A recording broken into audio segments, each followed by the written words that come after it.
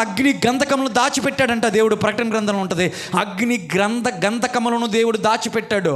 ఈ లోకానికి 7 పాత్రలో అవి పోస్తా ఉన్నప్పుడు, దేవదూతలు 7 పాత్రలు పోస్తున్నప్పుడు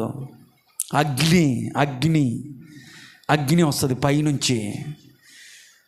మాడిపోతారు. వాతావరణ మార్పు రాలేదా? ఓజోన్ పొర చిరిగిపోవట్లేదా? టెంపరేచర్ పెరిగిపోవట్లేదా? 20 సంవత్సరాలకు ముందు ఇలాంటి టెంపరేచర్ ఉందా? వాతావరణం ఇలాంటి మార్పులు ఉన్నాయా? లేవు. ఈ రోజున విపరీతమైనటువంటి వేడి, మనిషి తట్టుకోలేనటువంటి వేడి, వాతావరణ మార్పు. అంటే అగ్ని చేత ఈసారి ఏం చేయదలుచుకున్నాడు దేవుడు? ఈ భూమిని కాల్చబోతా ఉన్నాడు. ఆ ఉగ్రత నుండి నువ్వు తప్పించబడాలంటే నీకు ఒకే ఒక మార్గం ఏంటి తెలుసా? యేసయ్యను ఆశ్రయించటమే.